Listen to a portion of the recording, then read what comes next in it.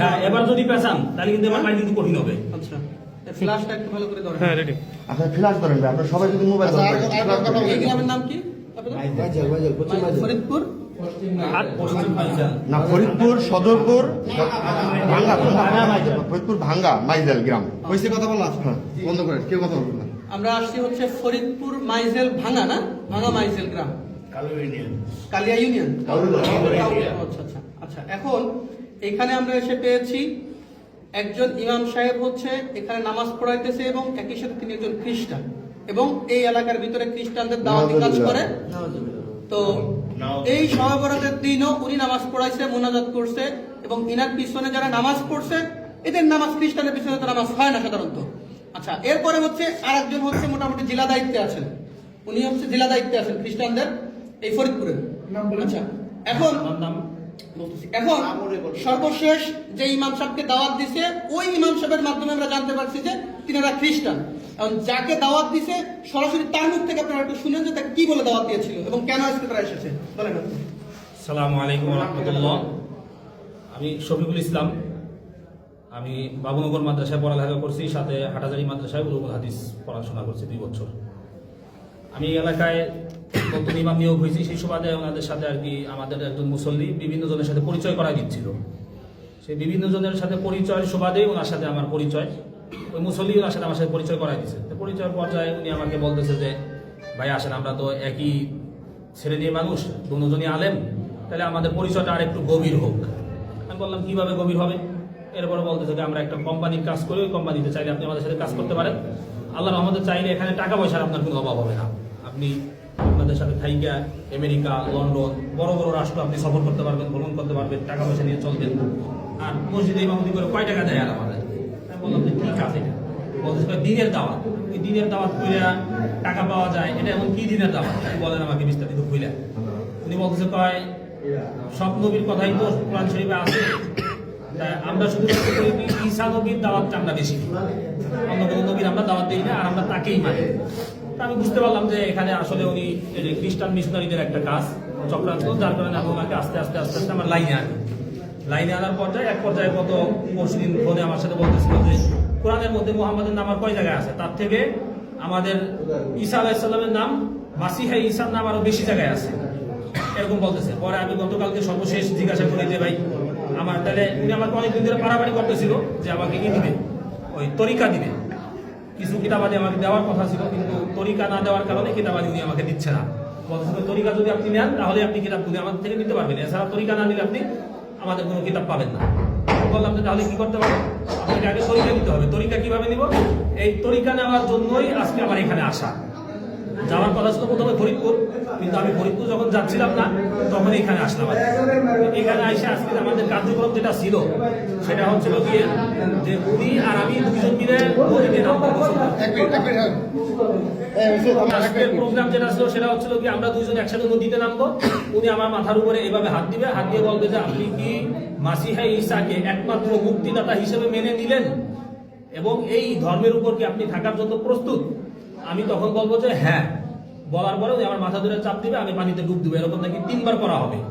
এই বিষয়ে গতকাল ওনার সাথে আমার সাথে কথা হয় ফোনে, এই ফোন রেকর্ডটাও আমার কাছে আছে, চাইলে আপনারা কেউ ডকুমেন্টস হিসেবে এটা শুনতেও পারেন। এই হিসাবে আজকে আমার এখানে আসা। ওনাদের গত 1 তারিখে ঢাকা একটা প্রোগ্রাম হওয়ার কথা ছিল, হয়েছেও সেটা। আমাকে উনি যেটা বলছে যে এখানে নাকি শত শত আলেম নাকি থাকে উপস্থিত, যারা বাংলাদেশের বিভিন্ন প্রান্তে মসজিদ মাদ্রাসার খেদমতে আছে। আমার সাথে ওনার সাথে ভিডিওতে কথা হয়েছে, ওইখানে উনি আমাকে পরিচয় করা দিচ্ছে একজন আলেম যে সে নাকি মিশর আল আজহার বিশ্ববিদ্যালয় থেকে নাকি পড়ালেখা করে আসছে। তাই উনি আমাকে যখন পরিচয় করা যায় তখন উনি এখান থেকে বলতেছে কাইফা হাল, আমিও এদিক থেকে বললাম যে কাইফা হাল ইয়া আখি আলহামদুলিল্লাহ ইবি খায়র, এরকম বললাম। এরপরে দেখুন আমার বাংলা বলতেছে।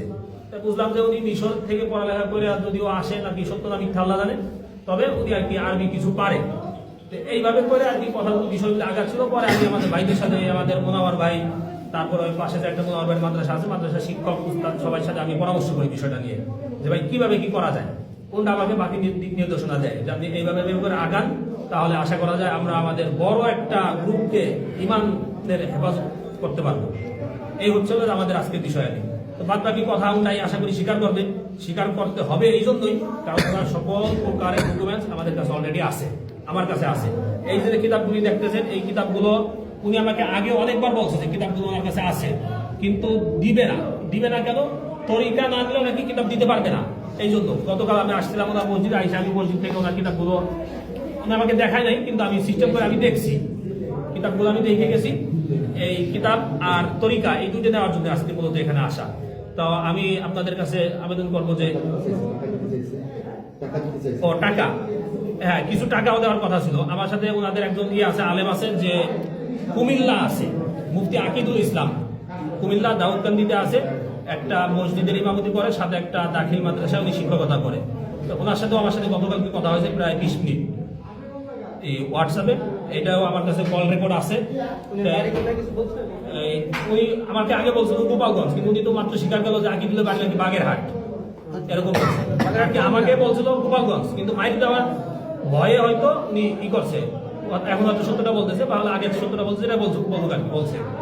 তাই আকিদুল নাকি এই মাসে 10 জন মুসলমানকে খ্রিস্টান করে ওইখানে নিয়ে আসছে। উনি বলছে এটা আমাকে, যে আকিদুল একজন ইমাম সাহেব, সে 10 জন খ্রিস্টানকে আর কি মুসলমান যারা খ্রিস্টান হয়েছে গত এই 1 তারিখের সেমিনারে উনি নিয়ে আসছে।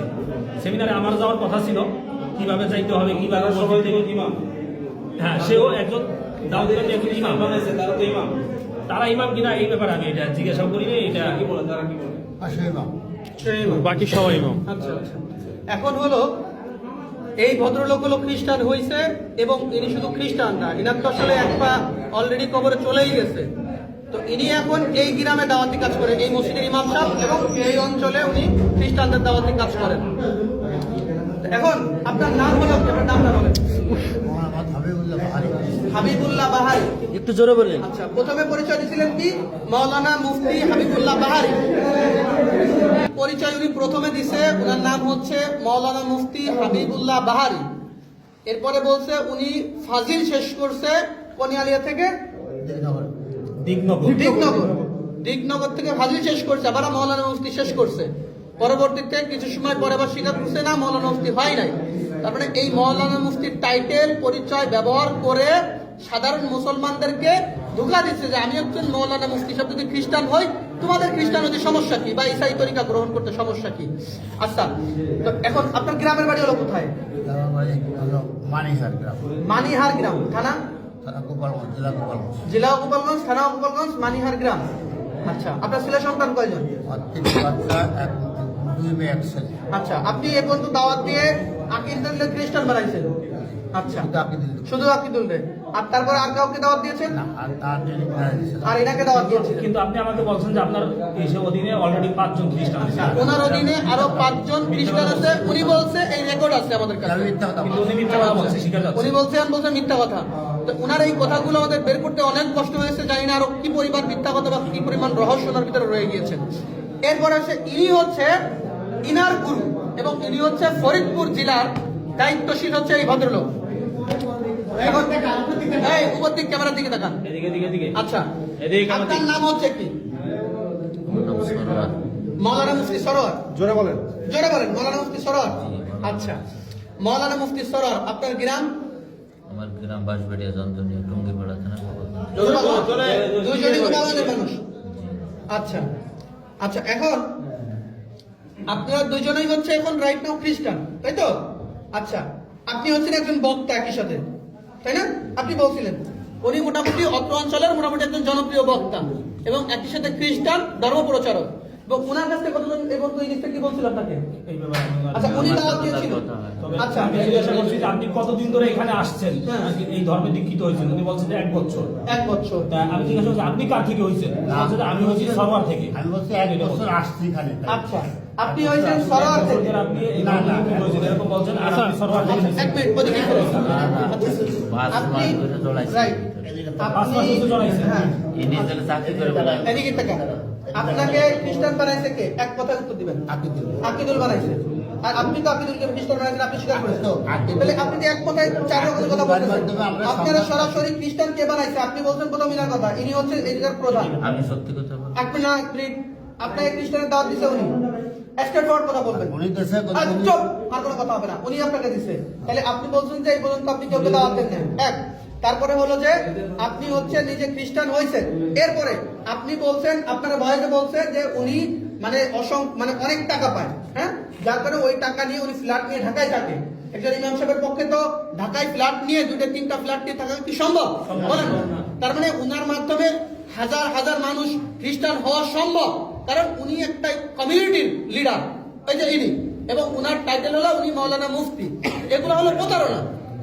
হ্যাঁ, এবার গত মাসে 1 লাখ টাকা কামাইছে, তাই না? তাই বলছে ভিডিও দিচ্ছে। আচ্ছা, আর আপনি এক মিনিট আপনি ওনাকে দাওয়াত দিয়েছেন, স্ট্রেট ফরওয়ার্ড করে বলবেন, ওনাকে দাওয়াত দিয়েছেন? চুপ, দাওয়াত দিয়েছেন। ওকে, আপনি বলছেন যে আপনি কারো দাওয়াত দেন নাই। এই একজন পাওয়া গেল আপনাদের খ্রিস্টান, ওই একজন পাওয়া গেল উনি ওনাকে দাওয়াত দিয়েছেন।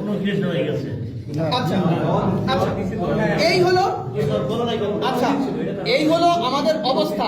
আর এইরকম অবস্থায় সারা বাংলাদেশে এইরকম অসংখ্য মানুষ পাওয়া যাচ্ছে যারা এই ধরনের প্রতারণা আমাদের মুসলমান কমিউনিটির সাথে করতেছে। ওনারা দুইজনই খ্রিস্টান, অথচ ওনারা টুপি দাড়ি এখনো ওনাদের লিপস্টিক আছে। তার মানে এটা হলো মূলত আমাদের সাথে প্রতারণা, সাধারণ মুসলমানদের সাথে প্রতারণা। এইভাবে এই দেশটাকে তিলে তিলে এই খ্রিস্টানরা দখল করে ফেলতেছে। আমাদের বান্দরবন, খাগড়াছড়ি, এই সমস্ত জায়গাগুলো আমাদের দিনাজপুর সব জায়গায় একই অবস্থা ভাই। তো এই জন্য এই যে ইনাদের আপনাদের তথ্য দিতে ব্যাপারে আচ্ছা, যাই হোক, এই হলো অবস্থা আমাদের। তো আমরা ওনাদেরকে পাইছি, এই হলো কিতাব, এই কিতাবের মাধ্যমে, এই কিতাবের নাম দিয়েছে কিতাবুল মুকাদ্দাস, অথচ এই কিতাবের নাম হিন্দুদের মানে খ্রিস্টানদের ধর্মগ্রন্থের নাম হচ্ছে বাইবেল। কি নাম? বাইবেল, ওদের নাম হলো বাইবেল। এরা মুসলমানদেরকে প্রতারণা করার জন্য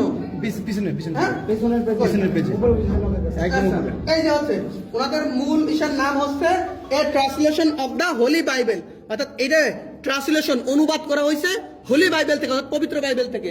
তো অনুবাদ করা হলে এটা কিতাবুল মুকাদ্দাস হলো কিভাবে? একই সাথে এই যে মনোগ্রামটা, এটা আমরা কোরআন শরীফে ব্যবহার করি না? তো এইটা ব্যবহার করছে সাধারণ মানুষ, যদি মনে করে এটাও কোরআন শরীফের মতো। হ্যাঁ, এইভাবে এই দেশের মানুষদেরকে প্রতারণা করতেছে, এরকম শত শত বই ওনারা করছে। যাই হোক, এই ছিল আমাদের আজকের বিষয়বস্তু। আসসালামু আলাইকুম ওয়া রাহমাতুল্লাহ। ওই যে হুজুরের একটু স্বীকারোক্তি। আচ্ছা, আমরা দেখেন আলেম সমাজ বেইজ্জতি করা আমাদের উদ্দেশ্য ছিল না। বেইজ্জতি করা কি ছিল না? একজন মানুষ, আমার ঘরে কিতাবুল মুকাদ্দাস আছে, বাইবেল আছে, আমি যেহেতু দাওয়াতে কাজ করি, আমি পড়াশোনা করি, এই জন্য কেউ তোমাকে খ্রিস্টান বলতে পারে না। এই জন্য মূলত আমরা আসছিলাম আমরা কি, কিন্তু যেহেতু তরিকাবন্দি দেয়, যে তরিকাবন্দি দেয় তার ব্যাপারে আসলে খ্রিস্টান না এ কথা বলা যায় না। যে তরিকাবন্দি দেয় সে কি খ্রিস্টান। যে আমার কথা বোঝেন, আপনি মুসলমান না হলে তার একজন খাদ্য করে মুসলমান করাতে পারবেন না, আর একজনের কালিমা পড়ে মুসলমান করাইতে পারবেন না, এটা কি না? সম্ভব না। আমরা মূলত এই কথাগুলো বলি এজন্য একটু চাপ সৃষ্টি করি যে আসলে বিষয়টা কি। আমরা ওনাদের কাছে একটু চাপাচাপি করছি যাতে যে আমাদের ভাই দিন শেষে তারা সবাই আদম হওয়ার সন্তান, আর মুসলমান ইমানদার হলে তো কোনো কথা নেই। মোবাইল করে কথা বলবেন না, কিছু করে কথা বলবেন না, কিছু করে কানে রাখেন, কথা বলবেন না। এই জন্য আমরা তাদেরকে জিজ্ঞেস করছিলাম, এই ভাই, আমরা তাদেরকে কি করছিলাম জিজ্ঞেসের পর আমাদের সরোয়ার সাহেব উনি এই যে আমাদের হাবিবুল্লাহ বাহারি সাহেবকে এই করে বাপ্তিস্ম দিয়েছে, তাই তো? হ্যাঁ, এই যে বাপ্তিস্ম দিয়েছে, আমরা আসলে সম্মানিত মানুষ, আমরা চাই না এটা করতে, কিন্তু শয়তানের দোকান করে হয়তো করে ফেলছে। তওবার সুযোগ আছে প্রকাশ্যে, যেহেতু এটা কবে কখন করবে এটা আমরা জানি না। আমরা এই জন্য আসলে ভাই এখন যদি আমরা বাইরে ছেড়ে দেই, এটা আইন মানে ওই যে যারা আছে বাইরে তারা তুলে নিবে। এই জন্য আমরা চাচ্ছি এটা আমাদের ভাই হজর, যেহেতু তারা প্রমাণিত হয়ে গেছে যে তারা কি করছে, মুসলমানদের ভেষ ধরে খ্রিস্টান ধর্ম প্রচার করছে, এটা দেশের আইন অনুযায়ী দণ্ডনীয় অপরাধ, এক ধর্মের পোশাক করে অন্য ধর্ম প্রচার করা, ঠিক আছে? এজন্য আমরা তাদেরকে প্রশাসনের হাতে তুলে দিতে চাচ্ছি। কারণ আমি নিলে পারা আজকে হয়তো এই গ্রামে আমি থাকবো না, আমি আমার বাড়ি বলমারি থানা জেলার সন্তান, কিন্তু কালকে এই এলাকাবাসী থাকবো কিন্তু মাথা গরম করলে কিন্তু ভাই হবে না, ঠিক আছে? আমরা তাদেরকে আর একটা কথা কি দাওয়াত যেটা সেটা আমরা সে একজন আলেম মানুষ, এই মসজিদের সভাপতি আছে, তারা থেকে আমরা বেরোয় যাবো, সবাইকে নিয়ে যাবো। আপনারা যে কোনো ভাবে স্থানীয় যারা আছেন তারা কি করবেন, মানে না আমরা চলে গেলে তো হবে না। মাঝখানে একটু বলি, উনি যেখানে বর্তমানে আছে ওখানে অলরেডি কিছু আমি লোক পাঠাই দিয়েছি নগরবন্ধার এই চাঁদহাট এলাকা থেকে। ওনার মাদ্রাসায় যেতেছে, এই বিষয়ে আমরা কি করতে পারি? ওই বিষয়ে যদি উনি ফিরে আসে বা ওই এলাকায় কাকে দাওয়াত দিছে কিনা, আসলে তো এগুলো কাজ লং টাইম করা লং দরকার। টাইম ওই মাদ্রাসার শিক্ষকরা খ্রিস্টান হওয়ার শিক্ষক- সম্ভাবনা আরো খুব বেশি। ওই এগুলা- মাদ্রাসার এগুলা সকল নিও না। শিক্ষক খ্রিস্টান হওয়ার সম্ভাবনা প্রধান বেশি। শিক্ষক তার মত অনুযায়ী মানুষকে নেয়। হ্যাঁ, আমাদের কালিয়াতে এরকম ঘটনা পাওয়া গেছে যে মাদ্রাসাটা পরিচালনা হচ্ছে খ্রিস্টানদের টাকায়। না, সুতরাং খুব সম্ভাবনা আছে ওনার মাদ্রাসার পুরো সিস্টেমটা এই ওনাকে পানি দেন তো একটু। এখন এখন বিষয় হলো যে ওনার মাদ্রাসায় আমরা যেতে পারি, এটা একটা হইতে পারে। আর আরেকটা বিষয় হলো দাঁড়ান, চুপ করেন। সভাপতিকে মাদ্রাসা আমি একটু বলছি, সভাপতিকে আমার ভিডিওটা বন্ধ এখন। সভাপতি আপনি না